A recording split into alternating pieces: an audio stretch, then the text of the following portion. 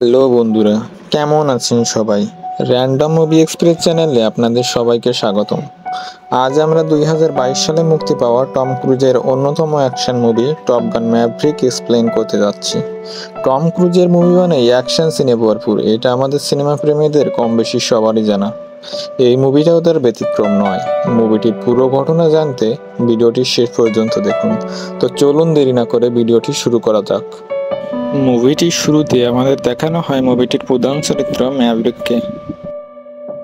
Maverick হলো US নেভিতে কর্মরত একজন অভিজ্ঞ টেস্ট পাইলট। এর আগেও সে বহু মিশনের সাথে যুক্ত ছিল। ম্যাভরিক বর্তমানে একটি স্পিড টেস্ট প্রোগ্রামের সাথে যুক্ত। ম্যাক 9 টেস্টের জন্য সে বিমান ঘাঁটিতে পৌঁছায়। সেখানে যাওয়ার পর সে তার বন্ধু হন্ডোর সাথে দেখা করে। তার বন্ধু জানায় অ্যাডমিরাল কেইন তাদের এই টেস্ট প্রোগ্রাম বন্ধ করে দিতে চায়। সে এই টেস্ট প্রোগ্রামের খরচ দিয়ে ড্রোন প্রোগ্রাম চালাতে চায়। যদি এই টেস্ট প্রোগ্রাম চালু রাখতে হয় তাহলে আজই ম্যাক 10 টেস্ট দিতে হবে। এটা শোনার পর ম্যাভরিক কোনো অনুমতি ছাড়াই ম্যাক 10 টেস্ট দেওয়ার জন্য প্রস্তুত হতে থাকে। বিমান উড়ানোর আগে তাকে বারবার হন্ডো বলতে থাকে সে যেন ম্যাক টেস্ট পর্যন্ত স্পিড বাড়াতে থাকে, তার কম কিংবা বেশি নয়। সবকিছু করার পর বিমান যখন ওড়ার জন্য প্রস্তুত হয় তখন অ্যাডমিরাল কেইন এয়ারপোর্টের গেটে পৌঁছায়। কিন্তু সেসব বাদ দিয়ে ম্যাভরিক বিমান নিয়ে আকাশে উড়াল দেয়। সে দ্রুত তার স্পিড বাড়াতে থাকে। বাড়াতে বাড়াতে এক পর্যায়ে সে ম্যাক 10-এ এসে পৌঁছায়। তাদের এই সাফল্য দেখে অ্যাডমিরাল কেইনও অবাক হয়ে যান। কিন্তু বারণ থাকা সত্ত্বেও সে স্পিড আরও বাড়াতে থাকে। এক পর্যায়ে স্পিড এতটাই বেশি হয়ে যায় যে বাতাসের ঘর্ষণে বিমানের ধাতুতে আগুন লেগে যায়। তখন সে প্যারাশুট নিয়ে বিমান থেকে বের হয়ে যায়। পরের দিন ম্যাভরিক অ্যাডমিরাল কেইনের সাথে দেখা করতে যায়। অ্যাডমিরাল কেইন তাকে বলে, তোমার এতগুলো সাকসেসফুল মিশনের পরেও তুমি ক্যাপ্টেন কেন জানো? কারণ তুমি নিয়ম মেনে চলো না। যদি তুমি নেভি রুলসগুলো মেনে চলতে তাহলে তুমি আজ প্রমোশন পেয়ে অ্যাডমিরাল হয়ে যেতে। তারপর অ্যাডমিরাল বলে, তোমাকে যখন আমি ডিসমিস করতে যাচ্ছিলাম তখন টপ গান থেকে তোমার ডাক আসে। তারপর ম্যাভরিককে বলা হয় তার ব্যাগপত্র গুছিয়ে নর্থ আইল্যান্ড অর্থাৎ টপ গানের উদ্দেশ্যে যাওয়ার জন্য। টপ গান হলো এমন একটি একাডেমি যারা আমেরিকার শত্রু দেশগুলোর বিকাশ রোধ করার জন্য গুরুত্বপূর্ণ মিশন পরিচালনা করে। ম্যাভরিক যখন টপ গানে পৌঁছায় তখন সেখানে সে অ্যাডমিরাল সাইক্লোন ও অ্যাডমিরাল ওয়ারলকের সাথে দেখা করে। এখানে তিনজনই পরস্পরের পরিচিত ছিল, কারণ ম্যাভরিকের আগেও সেখানে মিশনে নিযুক্ত ছিল। তারপর ওয়ারলক মিশনের বিবরণ দিতে থাকে। সে বলে, আমাদের শত্রু দেশ ইউরেনিয়ামের একটি ঘাঁটি তৈরি করেছে যা আমাদের এবং আমাদের প্রতিবেশী দেশগুলোর জন্য খুবই ক্ষতিকর। এই ইউরেনিয়ামের ঘাঁটি ধ্বংস করার জন্য আমাদের একটি গুরুত্বপূর্ণ মিশন পরিচালনা করতে হবে। ওয়ারলক আরও বলতে থাকে, এই ঘাঁটি পাহারা দেওয়ার জন্য এমন মিসাইল বসানো আছে যা উড়ন্ত যে কোনো বিমানকে ধ্বংস করে দিতে পারে। এছাড়া এখানে বেশ কিছু যুদ্ধ বিমানও আছে। এরপর সাইক্লোন জিজ্ঞাসা করে এই মিশনটাতে কোনোভাবে সাকসেসফুল হওয়া যাবে কিনা। তখন ম্যাভরিক বলে, যাবে, কিন্তু এইটার জন্য আমার 4টি বিমান দরকার। আমি ছাড়া আর বাকি 3জন পাইলট কে হবে সেটা ভাবার বিষয়। তখন ওয়ারলক বলে, তুমি ভুল বুঝছো, তোমাকে আমরা মিশনে পাঠাবো না।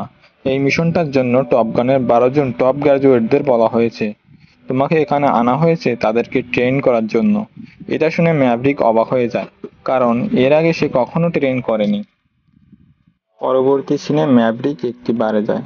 সেখানে তার পুরনো গার্লফ্রেন্ড পেনির সাথে দেখা হয়। অনেকদিন পর দেখা হওয়ার পর তারা তাদের অতীতের কথা নিয়ে আলোচনা করতে থাকে। এক পর্যায়ে ম্যাভরিককে বলা হয় বারের সকলের বিল দেওয়ার জন্য।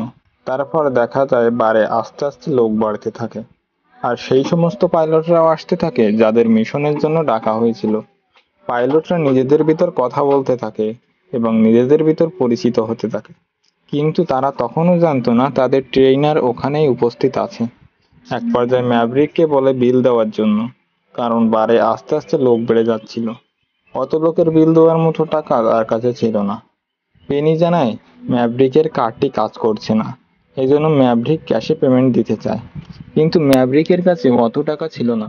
ম্যাভরিক বলে, ঠিক আছে, আমি কাল এসে বাকি টাকাটা দিয়ে যাব। কিন্তু পেনি তাতে রাজি হয় না। সে বলে নিয়মের খেলাপ করা চলবে না। তারপর বারের সবাই বলে ম্যাভরিককে বাইরে বের করে দেওয়ার জন্য। তখন পেনি কজন পাইলটকে ইশারা করে ম্যাভরিককে বাইরে বের করে দেওয়ার জন্য বলে। বের করে দেওয়ার পর বারের ভিতর সে তার পুরনো বন্ধুর ছেলেকে দেখতে পায়। তারপর সে পুরনো স্মৃতি মনে করতে থাকে। ম্যাভরিকের সেই বন্ধু একটি মিশনে থাকাকালীন মারা যায়। পরবর্তী দিন পাইলটরা ট্রেনিংয়ের জন্য ক্লাসে পৌঁছায়। সেখানে ওয়ারলক তাদের ট্রেনার ম্যাভরিকের সাথে পরিচয় করিয়ে দেয়। বার থেকে যেই দুইজন পাইলট ম্যাভরিককে বের করে দিয়েছিল তারা তখন খুবই লজ্জা পায়। ম্যাভরিক তাদের একটি বই দেখায়, যেটাতে বিমান সম্পর্কিত সকল তথ্য দেওয়া আছে। তখন পাইলটরা বলতে থাকে, আমাদের এই বিষয় সম্পর্কে জানা আছে, নতুন করে জানার কোনো প্রয়োজন নেই। একথা বলে ম্যাভরিক বইটি ডাস্টবিনে ফেলে দেয়। সে বলে, এই বইটি সম্পর্কে শত্রুপক্ষ জানে, কিন্তু তারা তোমাদের অভিজ্ঞতা সম্পর্কে জানে না। আজকে আমি তোমাদের অভিজ্ঞতার পরীক্ষা নিব। এরপর তারা বিমান নিয়ে আকাশে উড়াল দেয়। তারপর ম্যাভরিক তাদের বলে, 5000 মিটার উপরে গুলি ছাড়া সে তাদের উপর অ্যাটাক করবে। যে হেরে যাবে সে নিচে নেমে 200 পুশ আপ দেবে। এটা শুনে সব পাইলটই রাজি হয়ে যায়। তারপর ম্যাভরিক একের পর এক অ্যাটাক করতে থাকে এবং তারা হেরে যাওয়ার পর নিচে নেমে পুশ আপ দিতে থাকে। সে এক পর্যায়ে তার বন্ধু ছেলে ব্রেডলিকেও হারায়। ব্রেডলি তখন রাগান্বিত হয়ে পুশ আপ দিতেই থাকে। তখন ফেনিক্স তাকে বলে, তুমি এত রেগে আছো কেন? সে আমাদের থেকে অনেক বেশি অভিজ্ঞ। তখন ব্রেডলি জানায়, আমি সেটা জানি। আমার রাগ করার কারণ সেটা নয়। রাগের কারণ সে 4 বছর আগে আমার নেভি ফর্ম রিজেক্ট করে দিয়েছিল। ফেনিক্স এর কারণ জানতে চাইলে ব্রেডলি কিছুই বলতে পারে না। এরপর আমরা ম্যাভরিক ও পাইলটদের দেখতে পাই, যেখানে ম্যাভরিক পাইলটদের মিশন সম্পর্কে বলতে থাকে। সে বলে, এই মিশনটা কমপ্লিট করার জন্য মাত্র 3 মিনিট সময় থাকবে। এই মিশনের সময় তোমাদের বড় শত্রু হবে। সে আরো বলে, যদি তোমরা এই ঘাটের উপর দিয়ে যাও তাহলে মিসাইল তোমাদের টার্গেট করে নেবে এবং সবাই মারা যাবে। এজন্য তোমাদের সতর্ক থাকতে হবে। তোমরা কেবল মাটি থেকে 100 মিটার পর্যন্ত উপরে উঠতে পারবে।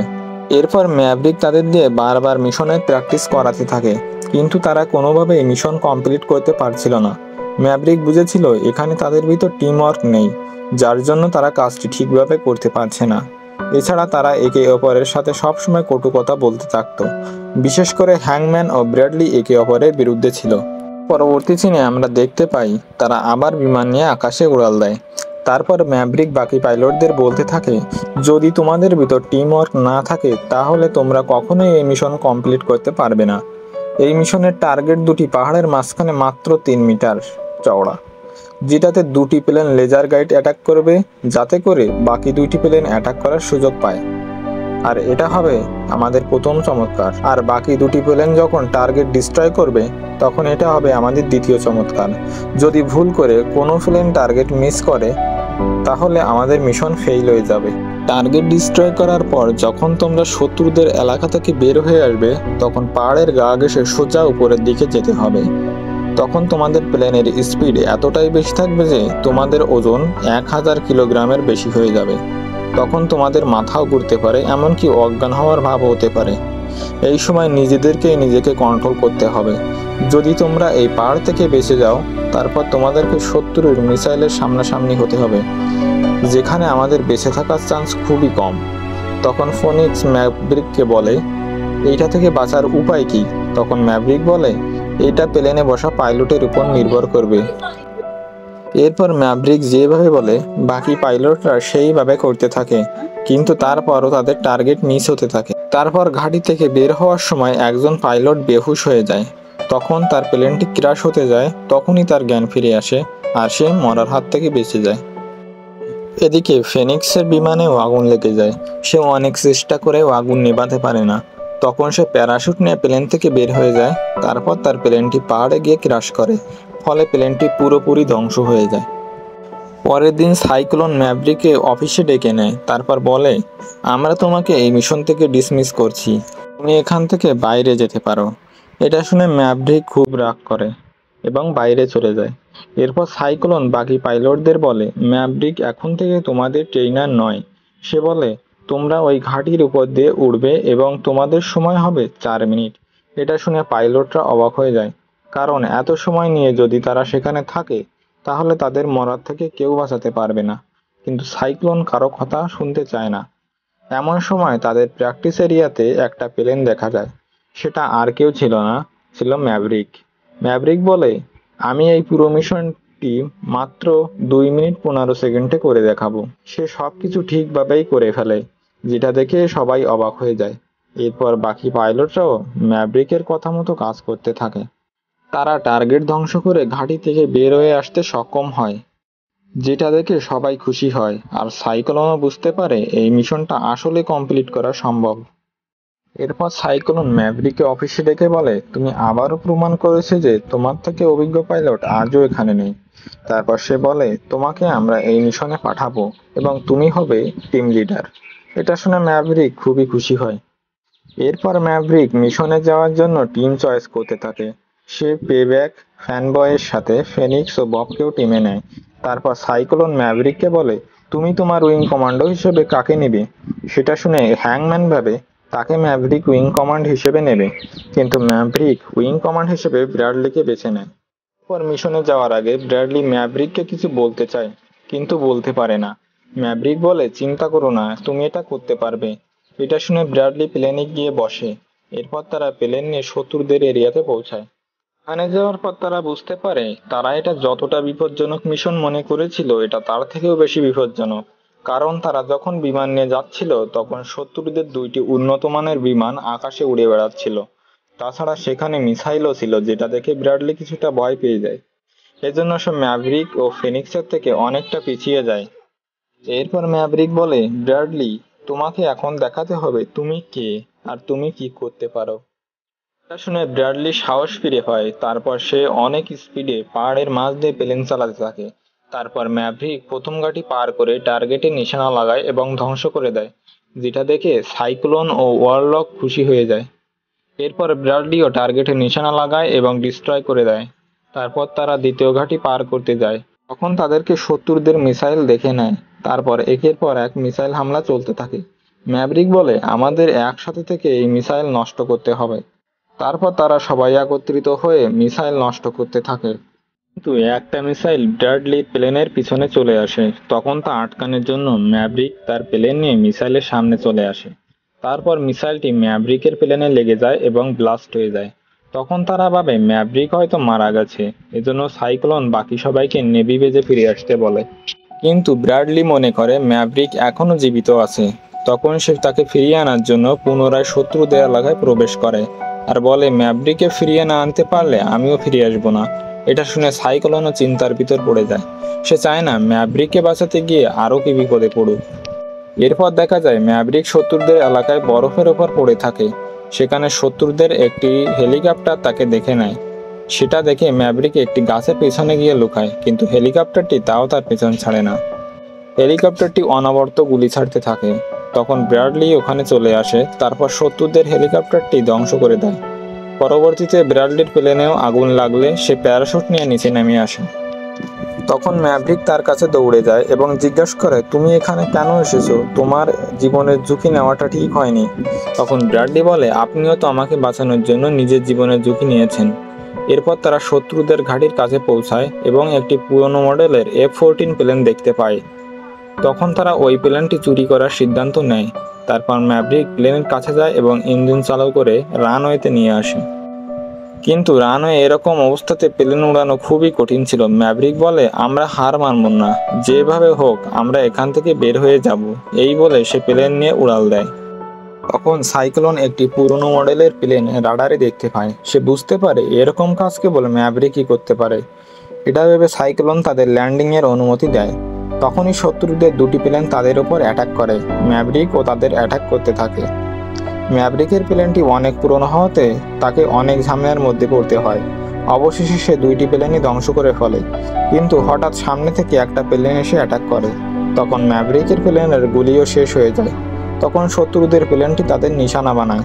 তখন হ্যাংম্যান এসে সেই প্লেনটিকে ধ্বংস করে ফেলে।